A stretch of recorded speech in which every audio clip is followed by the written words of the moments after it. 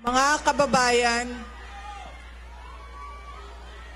Assalamualaikum warahmatullahi wabarakatuh. Madayaw ug maayong gabi kaninyong tanan. Magandang gabi sa inyong lahat. Una na sa lahat, ialay natin ang pasasalamat sa Diyos para sa araw na ito. Pangalawang pagpapasalamat ay sa inyong lahat na nasa ilalim ng ulan, gutom, walang ayuda,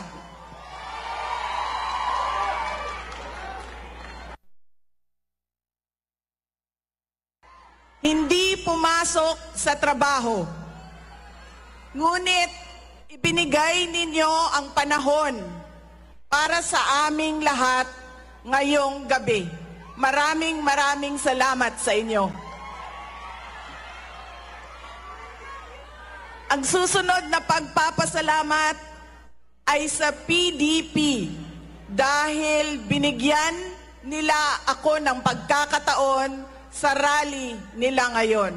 Maraming salamat sa inyo. Ang sunod na pagpapasalamat ay mula kay Pangulong Rodrigo Duterte. Sa inyong pagmamahal, sa inyong patuloy na suporta at pagdarasal na siya ay maibalik dito sa ating bayan. Maraming salamat.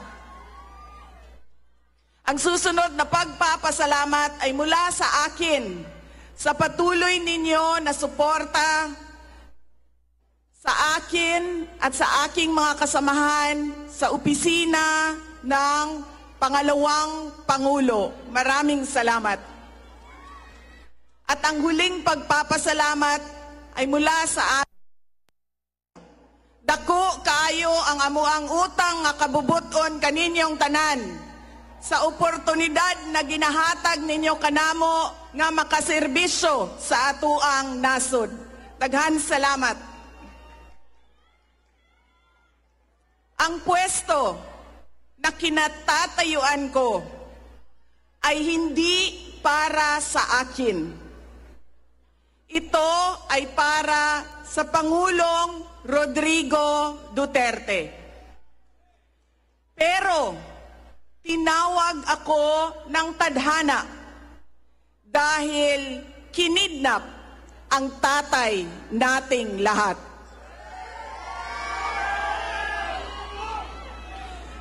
Sa pagkakataong ito, nakatayo ako sa entablado at humaharap sa inyo, hindi bilang kandidato.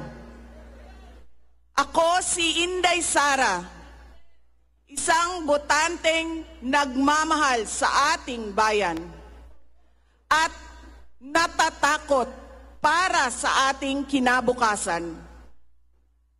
Mga kaigsuunan ko, iniibig ko ang Pilipinas. Iniibig ko kayong mga Pilipino.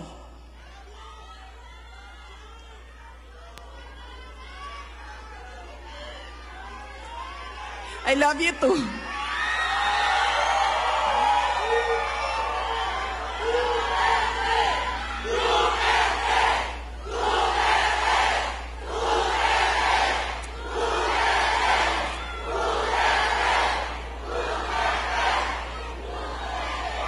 This election will decide the future of our country. Ang boto ninyo ang magbibigay katiyakan kung maituloy ang pagbabago o tuloy-tuloy na lang tayo sa kapahamakan. Filipinos deserve better. Nagpapasalamat ako dahil nandito pa rin kayo at nakikinig sa akin sa kabila ng kaliwat kanan na paninira nila. In the past months, my name and my family's name have been dragged through the mud.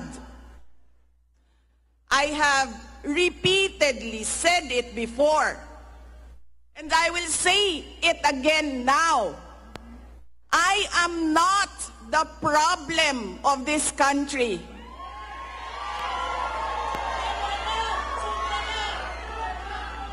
Hindi ako ang problema ng Pilipinas. Hindi Duterte ang problema ng Pilipinas. Sino nga ba ang tunay na makikinabang kung tuluyan ng burahin sa mundo ang pamilyang Duterte? Hindi ang mga Pilipino. Lalo nang hindi makikinabang ang mga biktima sa krimen, mga walang trabaho, mga naghihirap, o maging ang mga nagugutom. What we are witnessing is a systematic demolition job against political opponents that once dared to put the country first, even if it meant going against the most powerful interests in our homeland. Sa kasamaang palad, iniluklok natin ang isang leader na walang kakayahang maintindihan ang tunay na kalagayan ng mga Pilipino. At higit sa lahat, hindi kayang magdesisyon para sa kapakanan ng sambayanan. Pinagbabayaran natin ngayon ang pagpili ng maling leader. Nakikita natin ang lantaran at walang pakundangang paglabag sa ating saligang batas. Pinamumunuan din tayo ngayon ng isang taong patuloy pa ring tumatanggi, sumailalim sa isang pampublikong hair follicle drug test.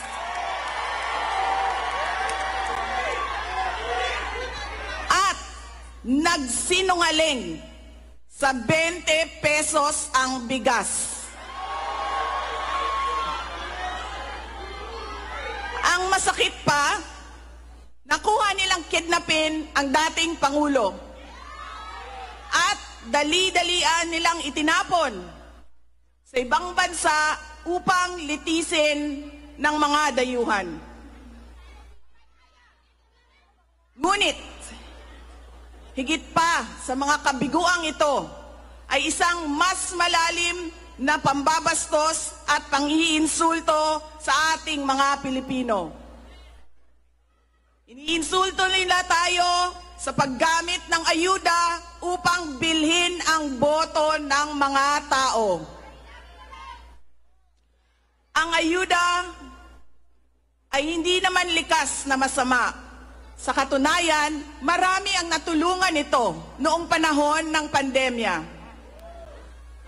Ngunit, kapag ginamit ito para manipulahin kayo at pagsamantalahan ang inyong kahirapan upang manatili sila sa kapangyarihan, nagiging sandata ito ng pang-aabuso. Again, Filipinos deserve better. We must return to long-term, concrete programs, not short-term dole-outs that are being abused by those in power. Ang kailangan ng Pilipino ay isang mabisang food security program. Isang programa na tutugon sa problemang pinakamalapit sa bituka, ang gutom. Ang kailangan ng Pilipino ay isang modernong hybrid education system na nakasandal sa pagtuturo ng disiplina at pagmamahal sa bayan.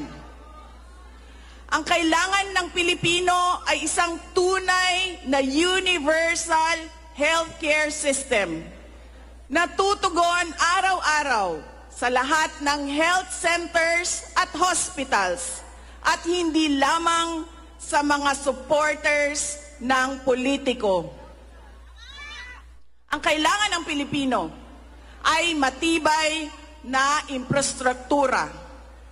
Let us build into the future.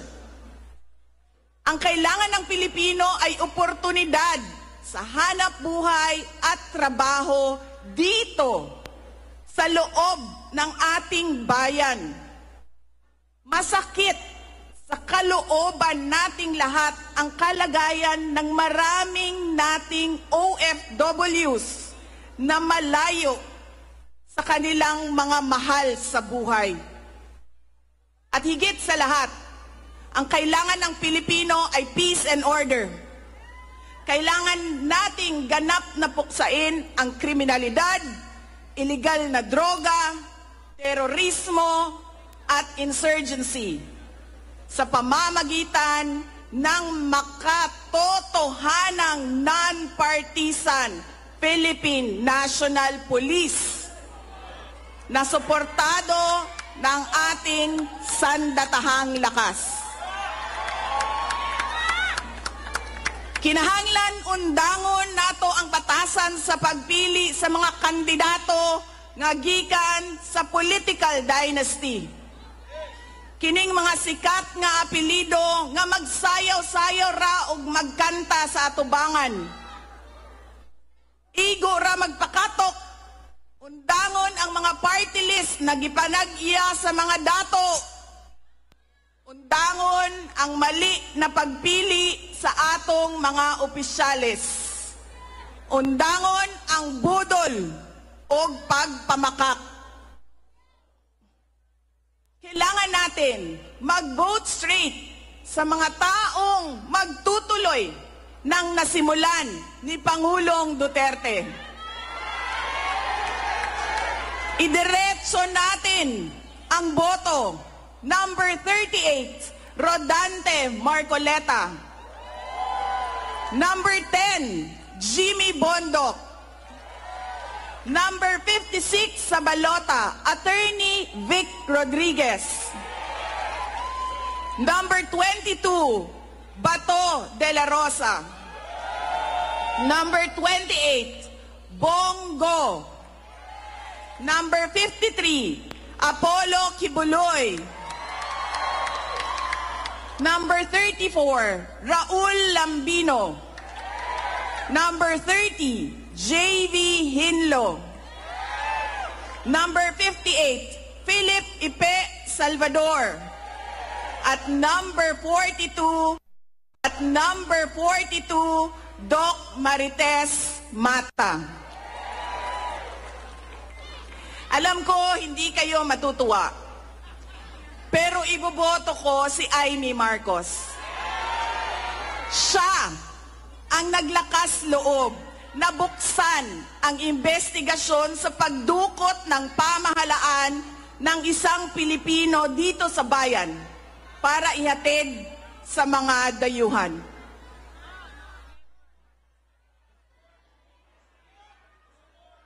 Iboboto ko rin si Camille Villar dahil sa kanyang karanasan bilang mambabatas sa House of Representatives na makakatulong sa isang tunay na pagbabago sa Senado. Hindi ako mapapagod na sabihin ito. We Filipinos deserve better. Tunay na kapayapaan at kaunlaran na hindi lamang para sa iilang politiko at mayayaman. Kaya sa May 12, kailangan natin maging mapagmatyag. May mga ulat at bulong-bulungan na may mga kumikilos na sa iba't ibang parte ng ating bansa. Mga babala na maaaring nagsisimula na ang malawakang dayaan sa halalan ng alyansa. Ang binuong alyansa ay isang mapanganib na pagsasanib puwersa ng isang administrasyong walang kakayahan, mga elitistang liberal, at mga tinaguriang makabayan na ang tunay na hangarin ay manatiling mahirap ang taong bayan. Isang alyansa na handang ibalik tayo sa kadiliman ng narco-politics, sa bangungot ng Typhoon Yolanda, kung saan ang mga Pilipino ay iniwan sa ulan, sa gutom, at sa kawalang malasakit. Ito ang alyansang muli nais nating alipinin gamit ang kahirapan, kasinungalingan at kapangyarihan.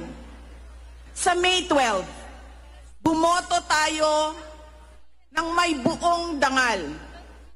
Bumoto tayo ng may tapang.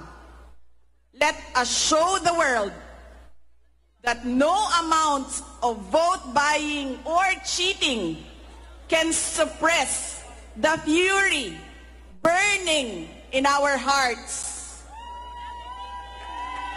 Time and again, you have heard me say, God save the Philippines. Ngayong Lunes, bumoto tayo ng diretso, and let us all save the Philippines.